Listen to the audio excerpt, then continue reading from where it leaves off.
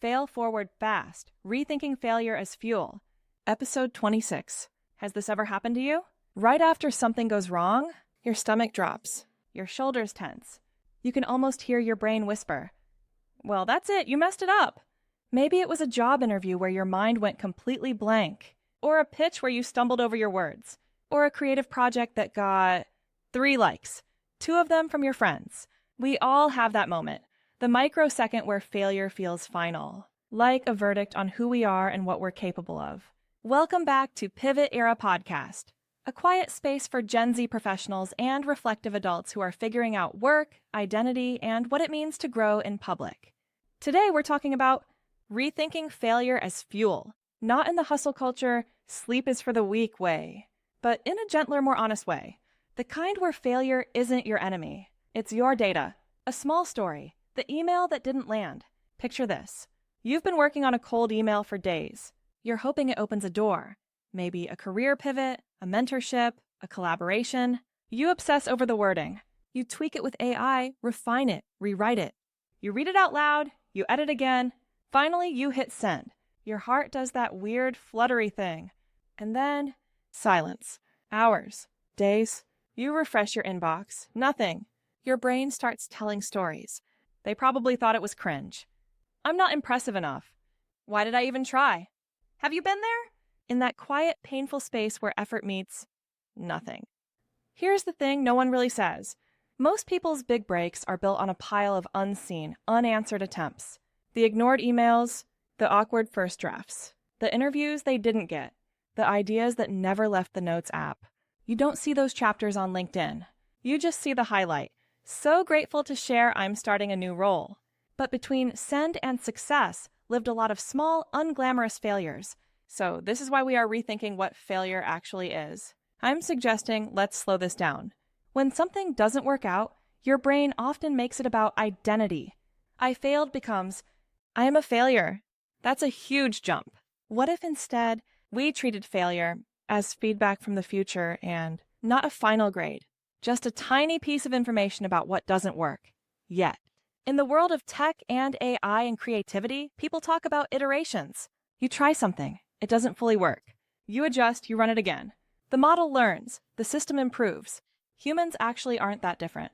You send a message that doesn't land, that's iteration 1. You apply for a role that isn't a fit, that's data on what you want and don't want. You launch a project that flops, that's a test run, not the final episode. Failure becomes dangerous when we stop at the story. This didn't work, so I shouldn't try again. What if the story was, this didn't work this way? What might I change next time?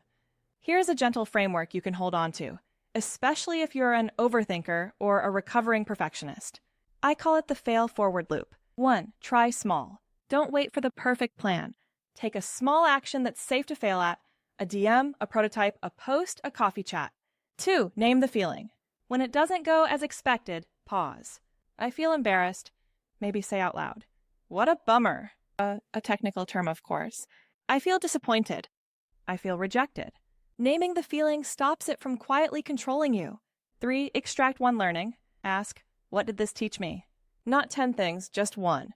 Maybe I need to be clearer about what I'm asking. Or that company isn't aligned with my values. Or I actually enjoyed the process, even if the outcome was meh. 4. Adjust the next attempt. Turn that learning into a small tweak for next time. New wording, different timing, other audience, better boundaries. 5. Repeat without drama. That's the loop. Try, feel, learn, adjust, try. Quietly, consistently, without turning every outcome into a referendum on your worth. Where in your life could you start a fail-forward loop right now? Your job search? Your creative work? Your relationships? Speed versus self-respect. You've probably heard, fail fast, fail often. But sometimes that phrase can feel aggressive, like you're supposed to be okay with constant chaos. So let's soften this too. Fail forward fast doesn't mean rushing. It means reducing the time between trying something and using what you learned. It's not move fast and break yourself. It's move gently and don't stay stuck. You don't have to pretend you don't care. You can care deeply and still choose to keep going.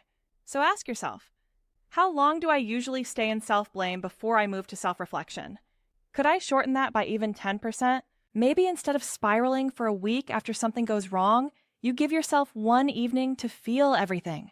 And then the next day, you write down one small change you'll make. That's failing forward, with self-respect. Now we can focus on identity.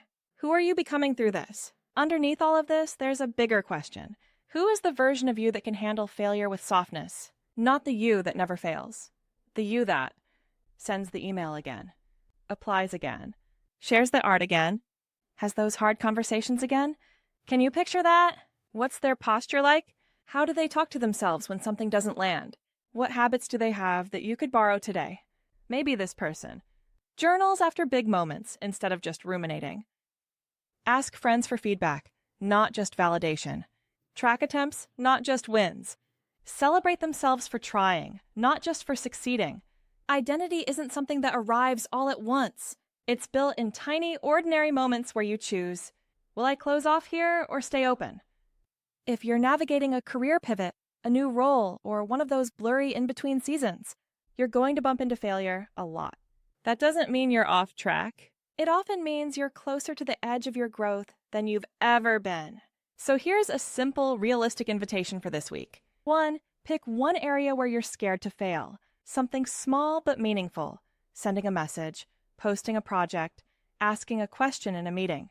2. Define success as just, I tried. That's it, not the outcome, the attempt. 3. Schedule a 10-minute reflection afterwards with you. Ask yourself, what did I feel? What did I learn? What might I do 5% differently next time? If you want, you can even keep a fail-forward log, a simple note on your phone where you list your attempts and what each one taught you. Over time, that log becomes a quiet record of your courage. But make sure you keep it positive. As we wrap up, just remember, the people you admire aren't brave because they never fail. They're brave because they let failure inform them, not define them. You are allowed to try. You are allowed to care. You are allowed to learn in public. And if right now you feel like you're behind, maybe you're just in the middle of your data gathering phase. This is Pivot Era. Thanks for letting me keep you company for a few minutes today. Until next time, you're not failing. You're just in beta, learning how to fly again, and you will fly again. Just watch, and of course it's good. To have you right here.